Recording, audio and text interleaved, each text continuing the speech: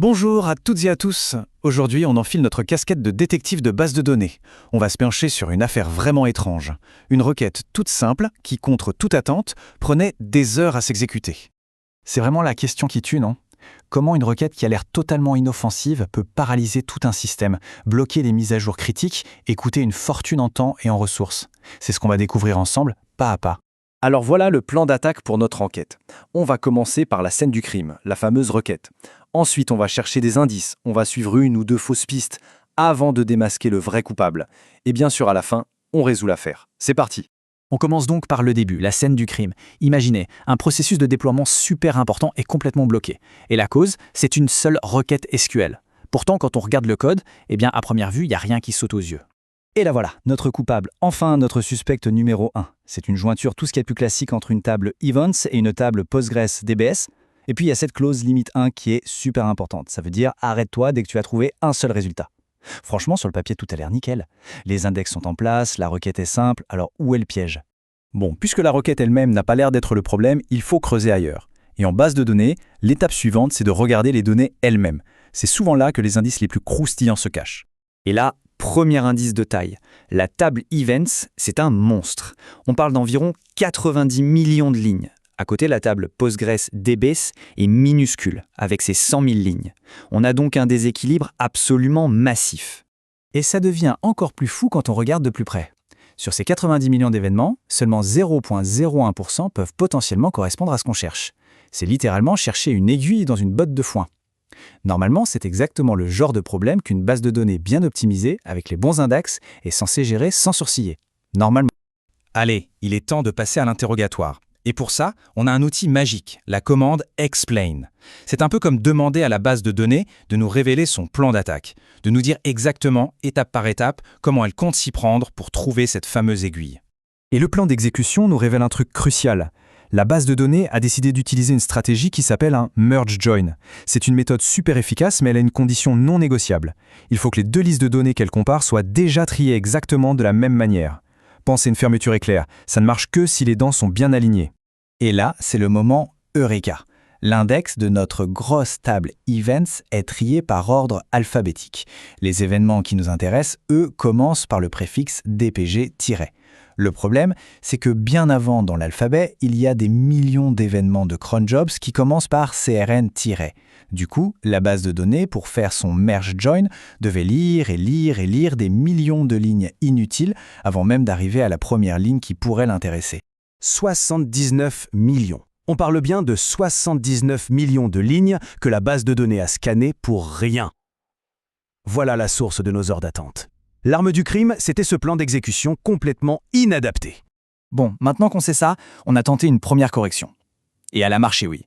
Mais elle a aussi mis en lumière un problème encore plus profond. Un vrai mystère. La correction est assez simple en fait. On a juste ajouté une clause where pour forcer le planificateur à démarrer sa recherche au bon endroit en lui disant d'ignorer tout ce qui commence par CRNHA. C'est un peu comme si on disait à quelqu'un qui cherche dans le dictionnaire de commencer directement à la lettre D au lieu de la lettre A. Et le résultat est spectaculaire. On passe de plusieurs heures à moins de 2 millisecondes. Incroyable! On pourrait se dire, affaire classée, on rentre à la maison. Mais pas si vite. Il y avait un truc qui clochait. C'est exactement ça. Même avec une solution qui marche, il restait ce sentiment que quelque chose n'allait pas. On avait contourné le problème, on l'avait mis sous le tapis, mais on n'avait pas résolu la cause profonde. Et la preuve est arrivée très vite, en faisant un simple test, juste en enlevant le limite 1 pour chercher toutes les correspondances et pas seulement la première, le planificateur a complètement paniqué. Il a changé de stratégie pour un autre plan tout aussi mauvais qui prenait 2 minutes 30. C'était la preuve ultime. La base de données ne comprenait toujours rien à la structure de ses propres données. Le vrai coupable courait toujours. Cette fois, il fallait aller au fond des choses. Pourquoi est-ce que ce planificateur était si mauvais pour estimer le travail à faire ? La réponse est simple. Il travaillait complètement à l'aveugle. Pour bien comprendre, il faut savoir que PostgreSQL, comme toutes les bases de données modernes, se base sur des statistiques pour prendre ses décisions. Ce sont des métadonnées, des données sur les données, qui décrivent le contenu des tables. Sans des statistiques précises, le planificateur, c'est comme en GPS sans carte. Il va faire des suppositions, et la plupart du temps, elles seront mauvaises. Et voilà, on y est, le cœur du problème. Par défaut, la base de données calculait ses statistiques sur l'objet JSON entier de la colonne. Elle ne regardait pas à l'intérieur, au niveau du champ Service ID spécifique qui nous servait pour la jointure. Résultat, le planificateur était dans le brouillard le plus total. Il ne pouvait pas deviner que la quasi-totalité des services ID commençaient par Chroneia et une infime partie par DPG. Il naviguait à vue et forcément, il se plantait. Maintenant qu'on a identifié le vrai coupable, ce manque de statistiques pertinentes, la solution finale devient d'une évidence et d'une élégance rare. La vraie solution, ce n'est pas de bidouiller la requête. Non, c'est d'éduquer la base de données. Il suffit de créer des statistiques personnalisées spécifiquement sur l'expression Service ID. En gros, on lui ouvre les yeux, on lui donne les informations qui lui manquaient. Et après ça, on peut relancer notre toute première requête, celle du début, sans aucune modification. Et le résultat est sans appel. La même requête qui prenait des heures s'exécute maintenant en moins d'une milliseconde. C'est plus qu'une simple correction de bug. On a rendu la base de données plus intelligente. Cette fois, c'est sûr, affaire classée. Alors, qu'est-ce qu'on retient de toute cette histoire? D'abord qu'il ne faut jamais se fier aux apparences. Une requête simple peut cacher des problèmes très complexes.